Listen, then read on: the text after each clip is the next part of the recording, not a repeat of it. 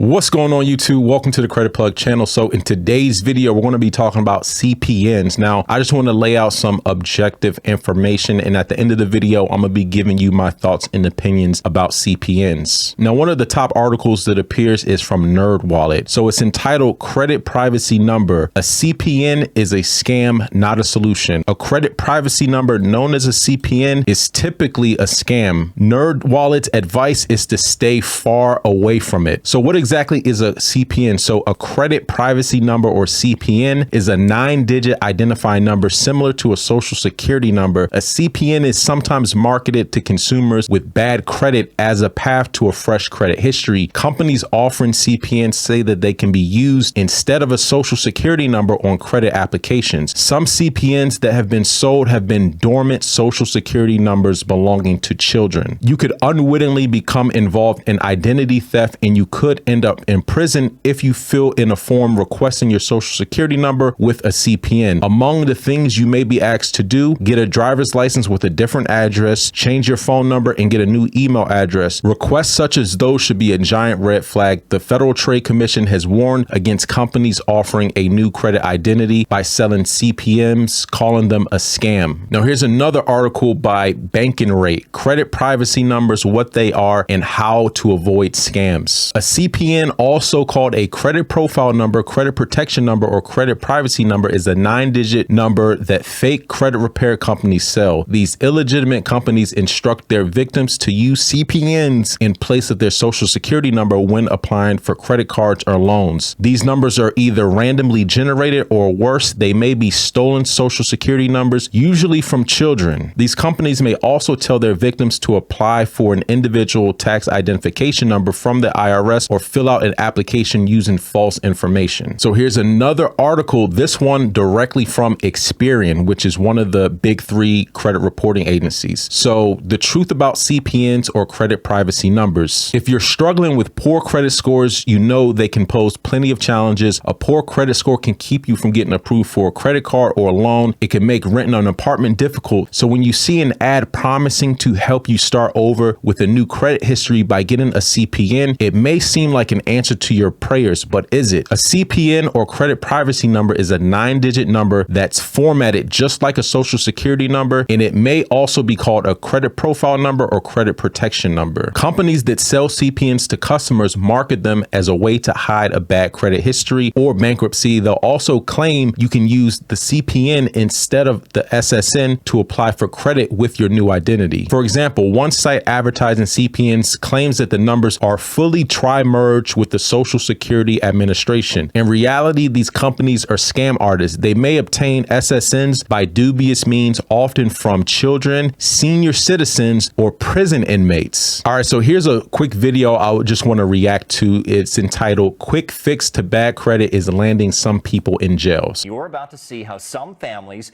trying to improve their credit scores can end up in trouble with the Fed. It sounded like a quick way to boost her credit, turned into a nightmare that nearly put her in prison. Senior investigative reporter Scott Friedman has what you need to know to stay out of trouble. Scott? Yeah, guys, investigators tell us they see more people trying to improve their credit using what's called a CPN, a credit privacy number. Websites sometimes advertise them as an ID number you can use to keep your social security number private. But some people buy CPNs believing they can use them while applying for credit cards to build a brand new credit history. And that can lead to big trouble. If you want a new credit card, a new car, a new house, but need to boost your credit score, a CPN may seem like a magic solution. You can use your CPN to get credit cards. You can use your CPN to build a whole brand new life, okay? Ads online make it sound like everyone's using them to keep their social security number private. Now, CPNs are commonly used by celebrities, members of Congress, and witnesses protected by the federal government. They're even discussed at seminars. I'm working on a CPN right now. Like this one NBC5 Investigates attended with a hidden camera. I heard everybody was doing it. So I was like, okay, we'll do this. Swatisha Keith bought a CPN from someone advertising on Craigslist. So this sounded like a chance to start over. Yes, start brand new is what it felt like. She paid $1,500 for a 9-digit CPN, 9 digits like a Social Security number. She says the seller told her she could use a CPN instead of her Social Security number to apply for credit. This would give her a new credit history, a chance to wipe her old history clean. At first, it seemed to work. She used her CPN to get a new credit card and a loan for a new car. And within 2 months of me having it, I seen my credit score go up. It was in the 700s. So I was like, oh, this is perfect. But the dream ended when federal agents showed up at work. I got taken downtown to the federal building where I was booked and held. The mother of 3 was facing up to 30 years in federal prison. How scared were you? I was terrified because I didn't think anything like that would ever happen to me because I've never been in trouble with the law before. They hear an idea that is seemingly too good to be true, and they choose to believe it. Matt Pannell investigated CPN cases in Texas and Oklahoma as a federal agent with the Social Security Administration. He says when a credit application asks for your Social Security number, you can't use a CPN instead. So that is a false representation on a loan application. And that's against the law in this country. It's a federal offense. It's without a doubt a crime that's on the rise. A special police fraud unit in Houston is seeing more people using CPNs to get car loans. Sergeant Darren Schlosser says some he's arrested seem completely unaware they're committing a crime because they read something that made them think it's okay. I'm extremely concerned that a normally law-abiding citizen would obtain a CPN because they're desperate for a credit line that they need. Investigators tell us many CPNs they see are really Social Security numbers belonging to children with no credit history. Or CPN sellers may use certain websites to identify numbers that have not been issued as Social Security numbers yet.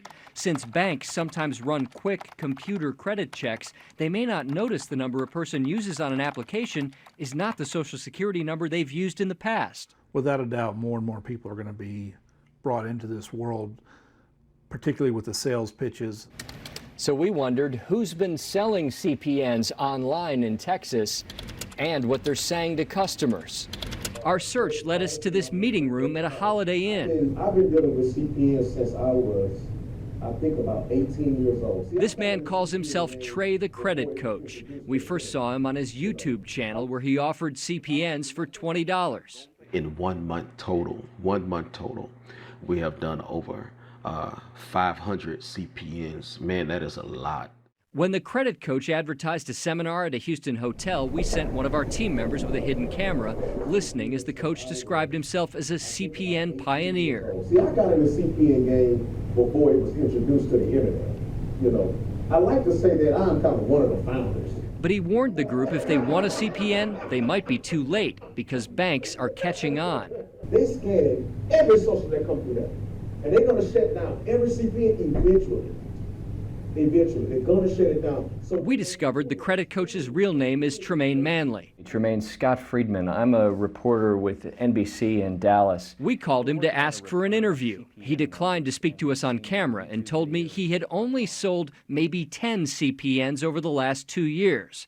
A far cry from what he said online. 1 month total, we have done over 500 CPNs. Manley told me he warns customers, quote, it's on you to tell the bank that you are using a CPN, and that customers who use CPNs to apply for credit do that at their own risk.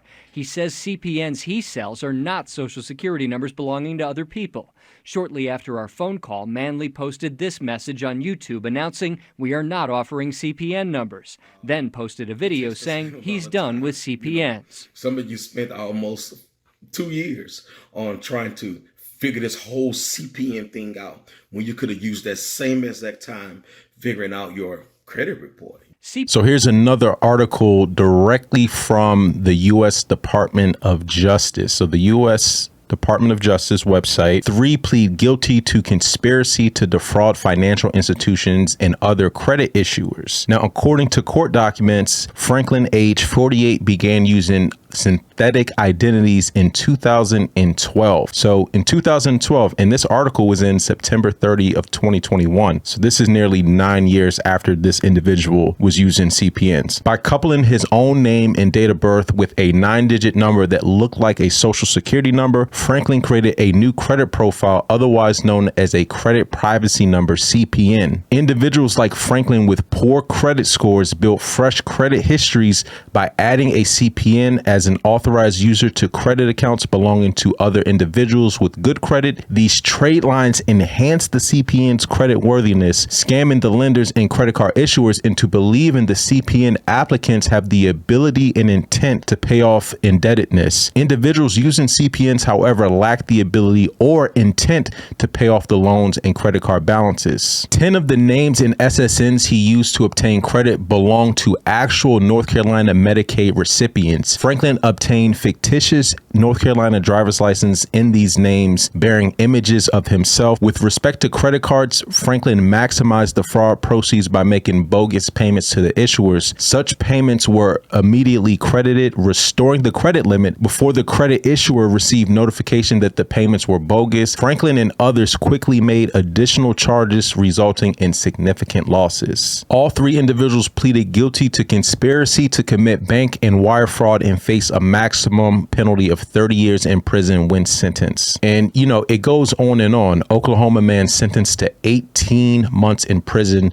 for use of credit profile numbers, right? So this is basically the same story that we're hearing, you know, people getting locked up or hemmed up for using CPNs. So let me just give you my overall thoughts on CPNs and why I think people use CPNs. So first of all, you know, this whole argument of famous people use CPNs to protect their identity and things like that. If that were true, then why do regular normal people have CPNs, right? So if you're not a famous person, then why do you have a CPN or claim that, you know, you have a legitimate CPN? So there's multiple sources we've gone over that basically are letting you guys know, right? The common consensus when you do basic research about CPNs is that it's highly associated with illegal activity, right? It's a crime. It's a federal offense to misrepresent who you are on a credit application that's asking for your social security number. So you're not allowed to do that. Now, the reason why I think CPNs are so appealing and attractive, especially for people with bad credit or people with low income, is because a lot of people are looking for shortcuts, right? Because when it comes to credit, building a good credit history is going to take some time, right? You have to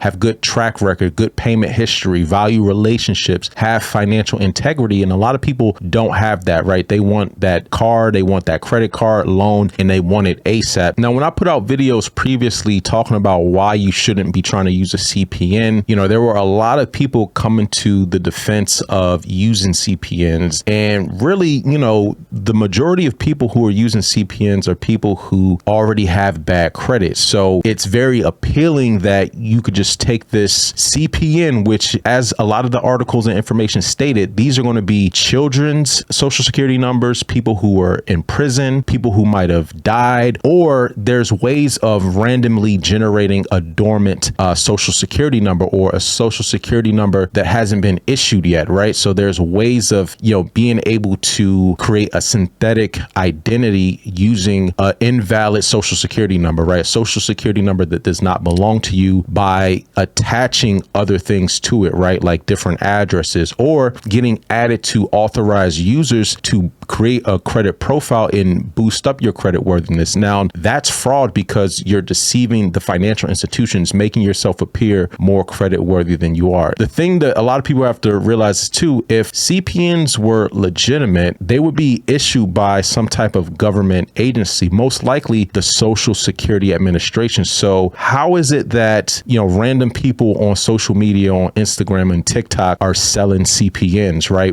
Who gave them the governing authority to issue or sell CPNs? When you go to get your driver's license, when you go get your birth certificate, when you go to get your social security number, these are all through government agencies, right? So how is it that random people on social media have the authority to issue out CPNs? And it's actually quite interesting, you know, how many people are in denial. And I'm sure, you know, there'll probably be people commenting on this video. One of the things I hear is that as long as you don't default on the credit, then everything is good. But that's not true at all, because the fact that you misrepresented who you were on a credit application is 100% illegal. It doesn't matter if you've had the CPN for years and you've made payments. The fact that you're misrepresenting who you are is 100% illegal. And honestly, I don't have any sympathy for those who are using CPNs and get caught, because what really pisses me off is the fact that, you know, you have so many people who blatantly commit fraud, and that messes it up for a lot of honest people who are just trying to get access to financial resources, right? And it forces the lenders to increase their underwriting criteria. So when I hear people complaining, oh, why is the credit requirement so much? Why is there so much documentation? Because the lenders have to play defense. So they have to vet you more thoroughly. They have to increase the requirements, request more documentation in order to safeguard their assets. So when you have a lot of people out here who are committing fraud and, you know, using CPNs and things like that, it messes it up for everyone. You even see it with authorized users, right? A lot of these authorized users are getting shut down because everyone's so thirsty for AUs, especially people who are using CPNs and committing fraud. So the main takeaway from this video, stay away from CPNs. You don't want to get mixed up with CPN. And the reason why people come to the defense of using CPNs is because there's a large population of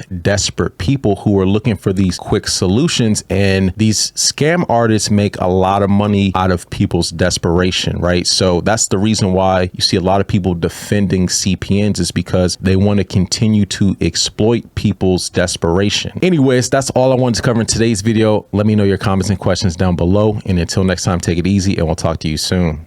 Peace.